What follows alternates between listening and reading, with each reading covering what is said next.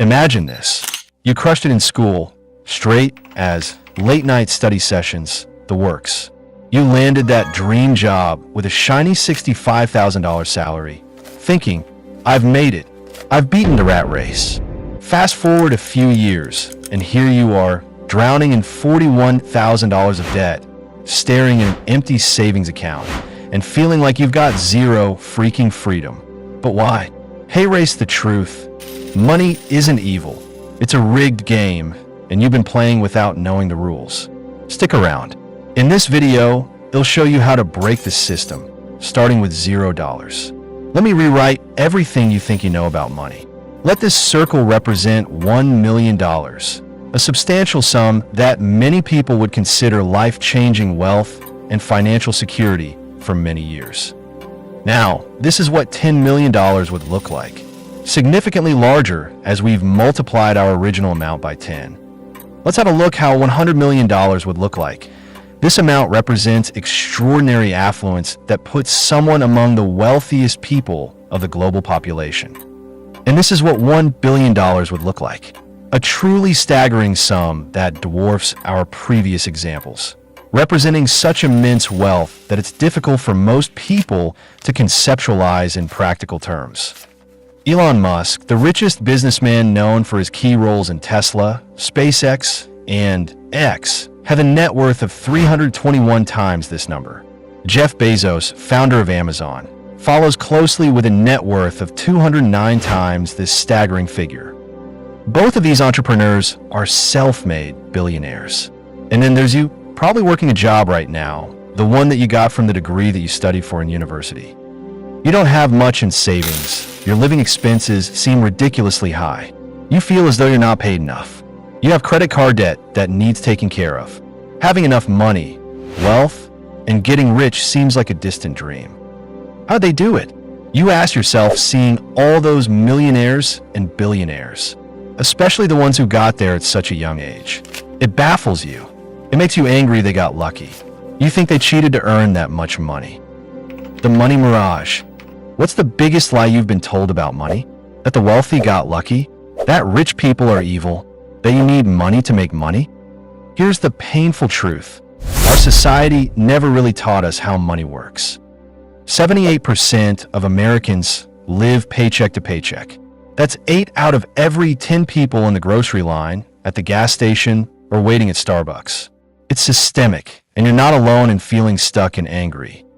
Hollywood has always had a habit of depicting the wealthy and rich as evil, backstabbing, entitled, or corrupt individuals.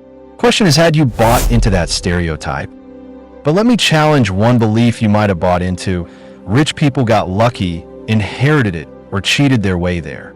Hollywood and society often portray the wealthy as villains or entitled brats. But here's the catch. It's not always true. According to a report published by Einar H. Dybvik in December 2024 on Statista, 70% of the world's ultra-wealthy individuals, UHNW, are considered self-made through their own efforts and entrepreneurial endeavors, while 7% are wealthy through inheritance, and the rest are a combination of both.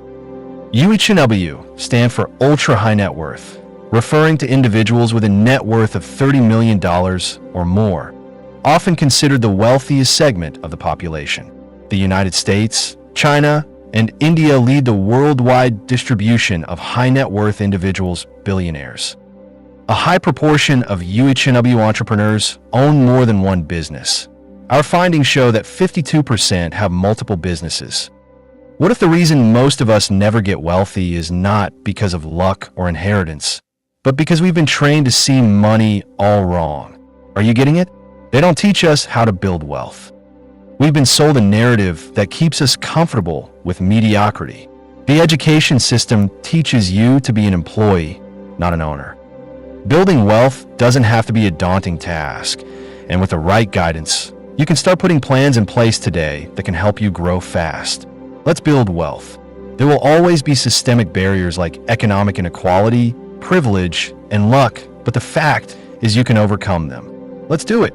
Today, right now. Money Mindshift. Are you with me? What do you really think about money? Is this something you work for? Is it earned or is it inherited? Is it the root cause of all evil? Are you desperate to have more of it? Have you been chasing it most of your life? The truth is, most of the time, what you think about money has been influenced by your long-term thinking, upbringing, and environment.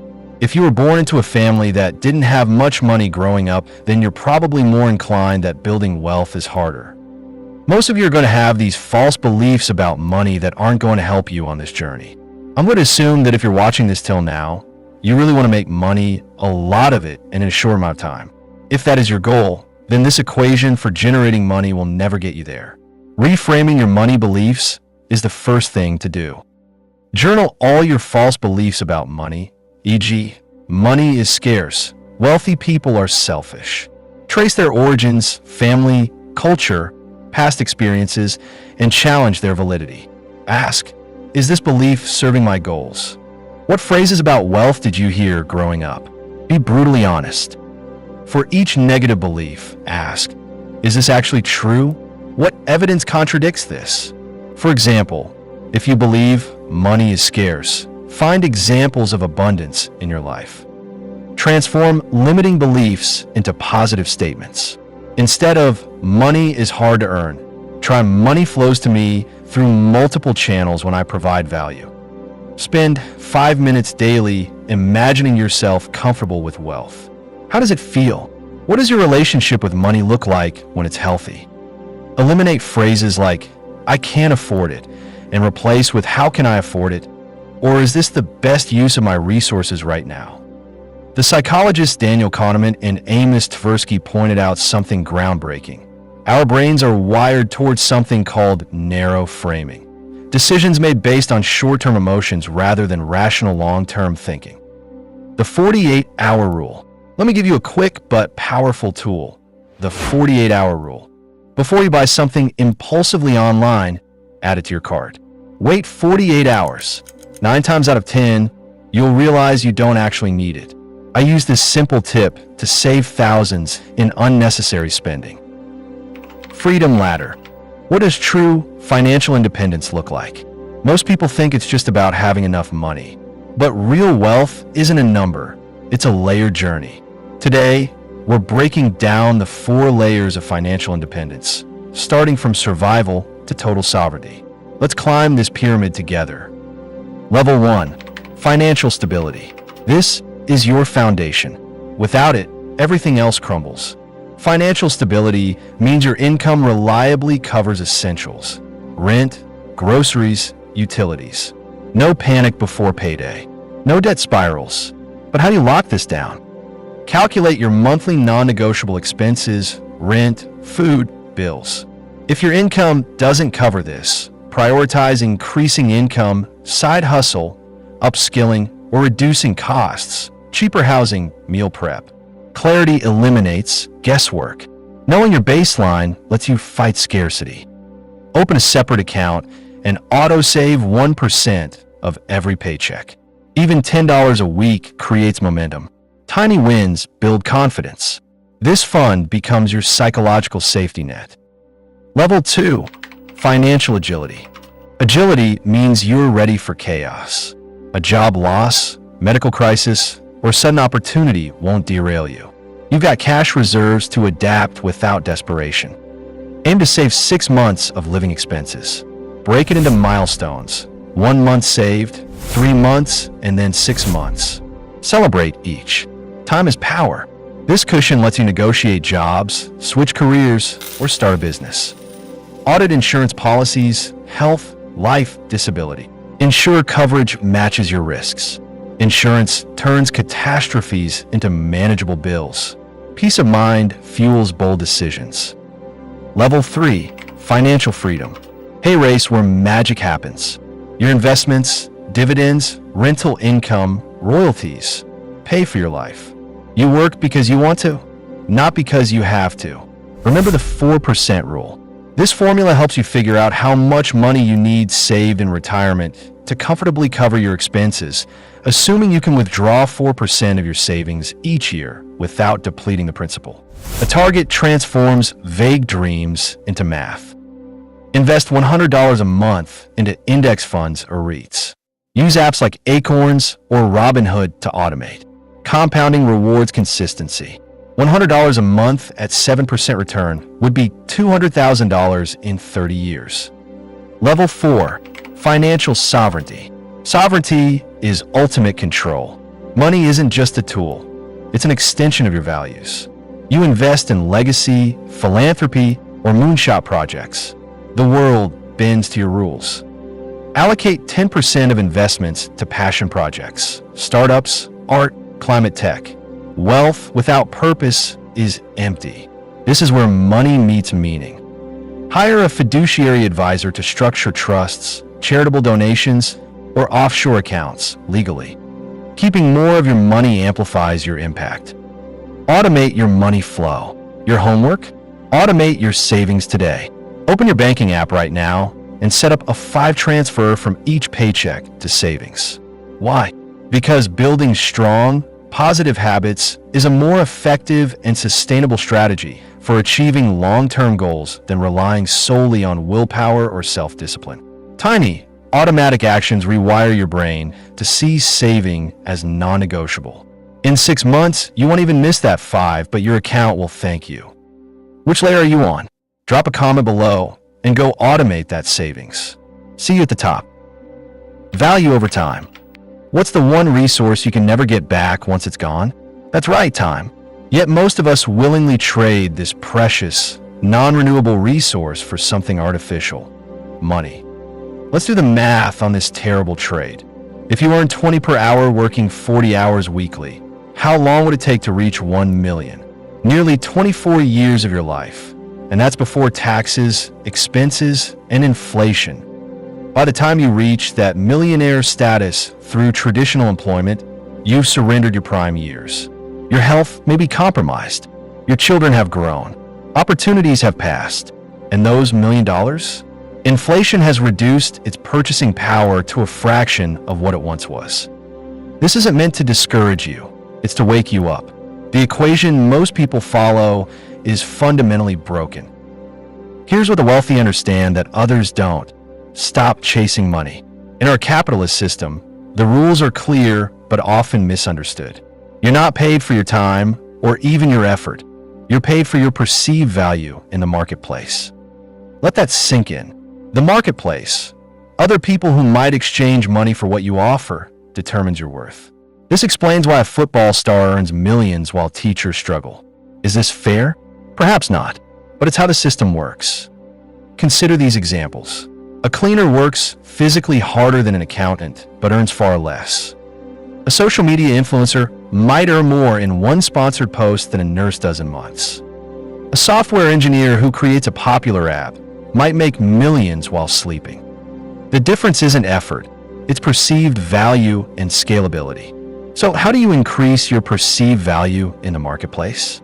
Let me share 5 transformative strategies that have created more millionaires than any get-rich-quick scheme ever could. Strategy 1. Develop rare and valuable skills. The marketplace rewards scarcity. Identify skills at the intersection of your interests and market demand, but which few people possess. This might be specialized coding languages, negotiation expertise, or creative problem solving in specific industries. Identify 3 skills in demand that match your strengths. Commit to becoming world-class in at least one of them through deliberate practice and continuous learning. Strategy 2. Position yourself in value streams. Money flows where value is exchanged. Position yourself where large transactions occur: real estate, business acquisitions, investment banking, or emerging technologies. Research the highest-paying industries and roles. Identify one where you could realistically build expertise in the next 12 to 24 months. Strategy 3. Leverage through systems and scale. Your time is finite, but your impact doesn't have to be. Create systems that generate value without your constant presence. Digital products, automated businesses, or investment portfolios. Examine your current skills. How could you package them into a scalable format? Could you create a course, build a template, or develop software that serves many people simultaneously? Strategy 4. Build an audience. In today's economy, attention is currency. By building a following, Whether through content creation, thought leadership, or community building, you create leverage for monetization. Start sharing your expertise publicly on one platform. Commit to consistent, valuable content for 90 days before expecting results. Strategy 5. Solve expensive problems. The market pays premium prices for solutions to painful, urgent, or expensive problems. Identify what costs people or businesses significant money, time, or emotional distress, and create solutions. Interview 5 potential customers about their biggest challenges. Listen for pain points where they're already spending money but not getting desired results. Beyond these strategies lies a fundamental mindset shift. While most people ask, "How can I make more money?" the wealthy ask, "How can I create more value? How can I serve more people? How can I solve bigger problems?" This shift transforms your relationship with wealth creation. You stop seeing money as something you chase and start seeing it as a natural byproduct of the value you create. Remember, money is merely a certificate of appreciation from others who value what you provide. The more value you create, the more appreciation you receive, often exponentially more than someone trading hours for dollars. Let's make this practical. Consider 3 levels of value creation. Individual value. You personally deliver value through your skills, time, and effort. This includes most jobs and freelance work. Income ceiling here is your hourly rate multiplied by hours available. Leverage value, scaled income. You create systems that deliver value without your direct involvement. This includes creating products, building teams, or developing intellectual property. Income ceiling here is the value of your system multiplied by market reach. Investment value, compound income. You deploy capital to fund value creation by others. This includes investing in stocks, real estate, or businesses. Income ceiling here is your capital multiplied by rate of return and time. The wealthy operate at all 3 levels simultaneously, while most people never move beyond level 1. Identify one project you could start this week at level 2. This might be outlining a book, creating a digital product, or hiring your first team member. The path to true wealth isn't about working harder. It's about reconceptualizing your relationship with value creation. Instead of asking, "How much can I earn?" ask, "How much value can I create for how many people?" The market rewards those who solve problems at scale. Your mission isn't to chase money, but to increase your capacity to serve others in meaningful, scalable ways. Start today. Identify your unique advantages. Find problems worth solving. Create systems that scale. And remember, your income is directly proportional to the value you create and the number of people you serve. Problem gold mines. Here's the most profound wealth secret that nobody told you. All money flows from a single universal principle. Money is attracted to solutions. Let me repeat that. Money doesn't flow to hard workers. It doesn't flow to the most educated. It doesn't even flow to the most deserving. Money flows to solutions. This is the fundamental equation of wealth that the ultra-successful have always understood. The size of your reward is directly proportional to the size of the problem you solve. Solve a 10,000 problem, earn 10,000. Solve a $1 billion problem, and you'll become a billionaire. It really is that straightforward. Consider Amazon. What problem did Bezos identify? The inefficiency and limitations of retail shopping. The solution? A digital marketplace that eliminated geographic constraints, offered unprecedented selection, and delivered products directly to your doorstep. Was that a $1 million problem? No, it was a $1 trillion problem, and Bezos was rewarded accordingly. But here's where most people get it wrong. They start by asking, "How can I make money?" instead of "What problem can I solve?" I can hear your objections already. So, I need to create the next Amazon? I don't have those skills or resources. Stop. You're falling back into old thought patterns. Let's reframe. Start with a problem. Always start with a problem. But not just any problem. A problem worth solving. How do you identify these problems? By becoming an intentional listener. The market is constantly telling you what it needs if you pay attention. Listen for these problem indicators. What frustrates people consistently? What do people consistently complain about? What do people wish existed but doesn't? What tasks do people delay or avoid? What are people already spending money on but remaining unsatisfied? Problems exist at every scale. You don't need to solve global logistics. Maybe it's a local service gap, an industry inefficiency, or a common inconvenience that nobody has addressed properly. For example, did you know that the founder of Spanx, Sarah Blakely, simply noticed women didn't have comfortable undergarments that created a smooth silhouette under white pants? That small problem made her a billionaire. Not all problems are created equal. Before you invest your time and resources into solving a problem, evaluate it against these 5 criteria. 1. Is it painful enough? People pay to eliminate pain. The more acute the pain, the more they'll pay for relief.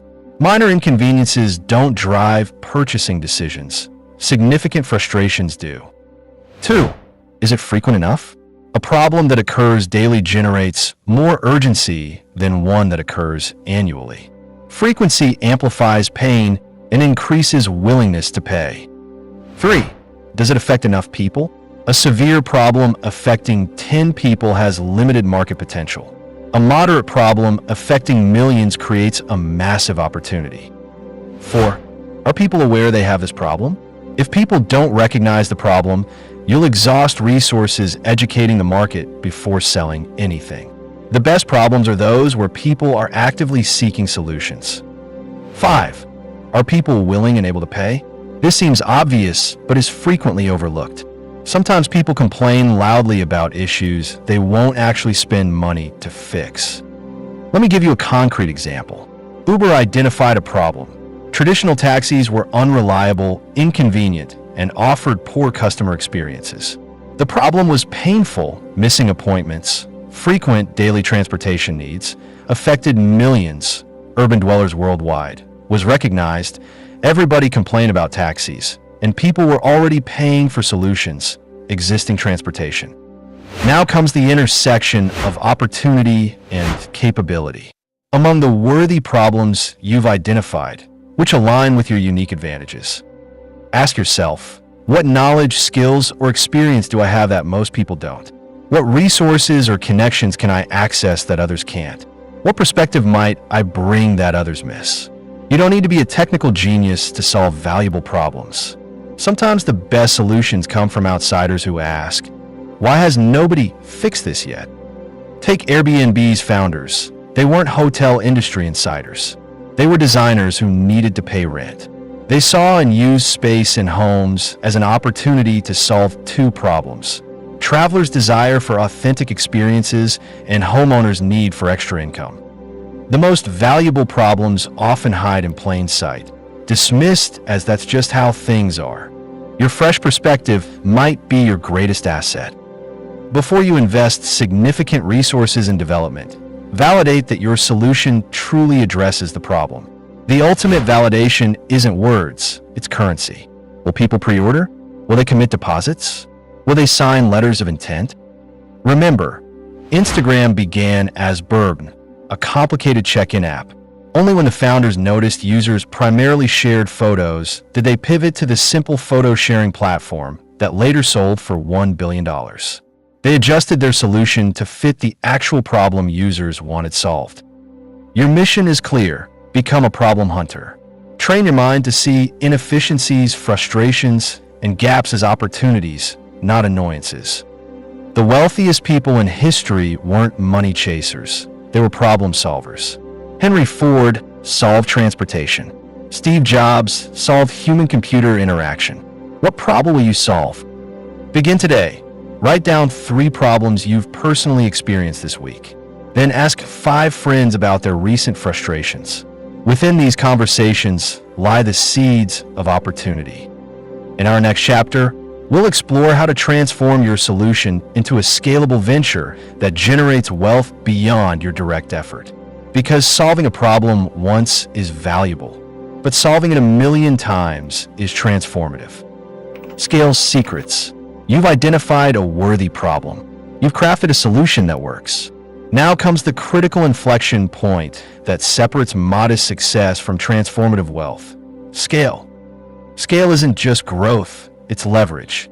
It's the ability to solve your problem once and have that solution benefit thousands or millions of people with minimal additional effort from you. Without scale, you've created a job for yourself, not an asset. With scale, you've created a wealth generation machine. Let's be brutally honest. Most entrepreneurs fail not because their solution doesn't work, but because they never engineer it to transcend their own limitations. They become the bottleneck in their own success story. Not all business models are created equal when it comes to scalability. Let's examine the spectrum from least scalable to most scalable. Level 1, time for money exchanges. This includes traditional service businesses where your personal time is directly exchanged for payment. Examples include consulting, coaching, or local services like plumbing or massage therapy. Scalability ceiling. The number of hours you can personally work multiplied by your hourly rate. Example. As a yoga instructor charging $100 per hour, you're capped at perhaps $5,000 weekly before burnout becomes inevitable. Even with premium pricing, there's a hard physical limit. Level 2, team-based businesses.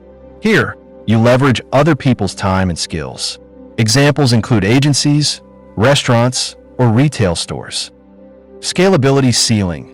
Your ability to hire, train, and manage effective teams, combined with geographic limitations.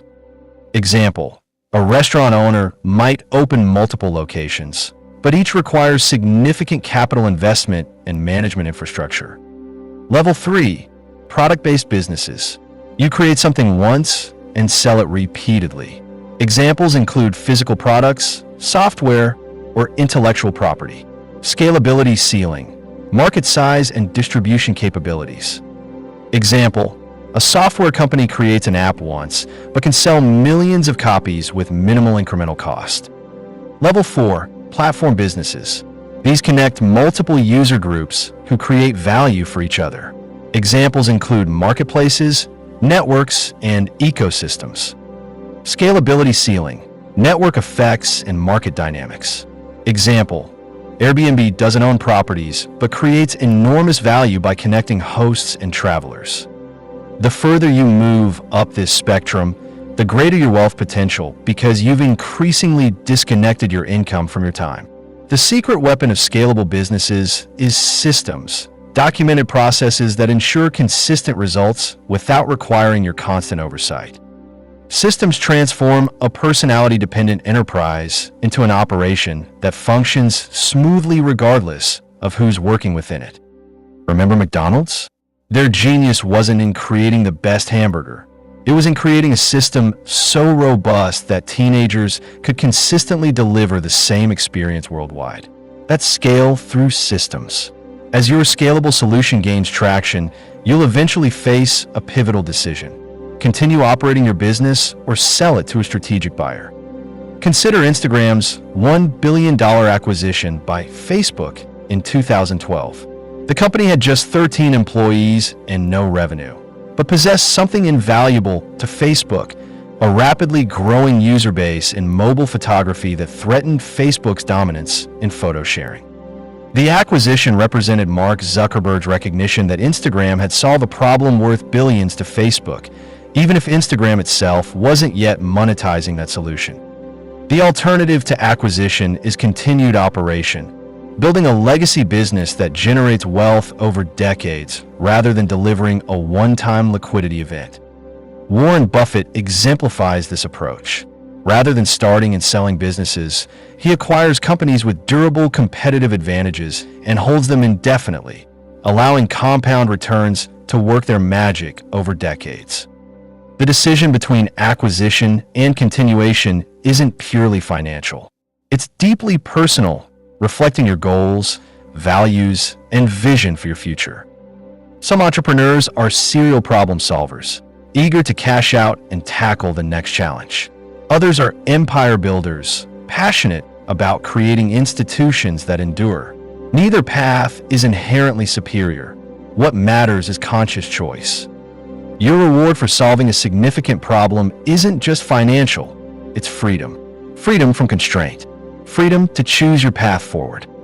Whether you exit through acquisition or build a legacy business, the key is designing for scale from the beginning. Without scalability, you've merely created another job for yourself, no matter how profitable it might be. Wealthy time. Let's begin with a thought experiment. Imagine you've achieved extraordinary financial success. Your bank account contains more money than you could spend in several lifetimes. You own multiple homes, luxury vehicles, perhaps even a private jet. But there's a catch. You have a terminal diagnosis. 6 months to live. Would you still care about the money? This stark scenario illuminates the uncomfortable truth we've been circling throughout this series. Money was never the real objective. It was always about something more fundamental: time. Time is the ultimate non-renewable resource. Unlike money, you can't earn more of it. Unlike investments, you can't compound it. Each of us has a finite allocation, diminishing with every heartbeat. The tragic irony? Most people trade their precious time to acquire money, only to reach life's end wishing they could trade all their money for more time. Society sells us a seductive narrative. Work hard for 40+ years, sacrifice your prime years, then retire to finally enjoy life when your body is declining and your energy diminishing. This conventional path contains a mathematical certainty. You will spend the majority of your waking life doing things you wouldn't choose if you had financial freedom. True wealth isn't measured in dollars. It's measured in freedom, specifically freedom of time and freedom of choice. Consider these contrasting scenarios. Scenario A, the golden handcuffs. You earn $300,000 annually, but work 70-hour weeks in a high-stress corporate environment. You live in an expensive home, drive a luxury car, and take lavish vacations when you can find time. Your health is declining, your relationships are strained, and most days you feel trapped. Scenario B, the liberated life. You generate $100,000 annually through semi-passive investments and a business that requires 15 hours weekly of your involvement. You live in a comfortable but modest home, drive a reliable car, and can travel whenever you choose. Your health is excellent, your relationships flourishing, and each morning you wake up with purpose rather than obligation. Which person is wealthier? By conventional standards, it's scenario A. By any meaningful measure of life satisfaction, it's clearly scenario B. True wealth is having the freedom to spend your time according to your values without financial constraint. If time freedom is the ultimate goal, how do we achieve it? The answer lies in what I call the liberation formula. When your passive income, money that flows to you without active time investment, equals or exceeds your essential expenses, you've achieved financial freedom. Not retirement, but something far more valuable: the ability to allocate your time based on purpose rather than necessity. The path to passive income isn't passive at first. It requires intense effort to build assets that eventually work for you. But unlike trading time for money directly, this effort compounds over time. Beyond the liberation formula lies what I call the integrated life, an approach to wealth that harmonizes money, time, purpose, and joy. The integrated life has 4 pillars. Pillar 1, financial sufficiency. You've achieved the liberation formula. Money serves you, not vice versa. Pillar 2, meaningful engagement. You spend time on activities that provide challenge, growth, and connection, whether or not they generate income. Pillar 3, physical vitality. You prioritize health as your foundational wealth. Without it, all other forms of wealth lose their utility. Pillar 4, intentional impact. You've identified how your unique capabilities can meaningfully improve others' lives, creating a legacy beyond material success. This integration reveals the ultimate paradox. When wealth acquisition is your primary goal, it often remains elusive. When serving others by solving significant problems becomes your focus, wealth frequently follows as a natural byproduct. The wealthiest people, in all senses of the word, aren't those who conquered the financial game. They're those who transcended it, seeing money as merely one tool in creating a life of meaning, impact, and joy. We began this series with a simple premise: stop chasing money. Chase problems worth solving. Now we understand why this principle works, not just financially, but philosophically. When you orient your life around creating value rather than extracting it, you align with the natural flow of abundance. You stop seeing wealth as something to pursue and start recognizing it as something that emerges from purposeful action. The equation for true wealth is this: find problems worth solving, create solutions that scale, and use the resulting freedom to live according to your highest values. Now go. Your time is ticking. Use it wisely.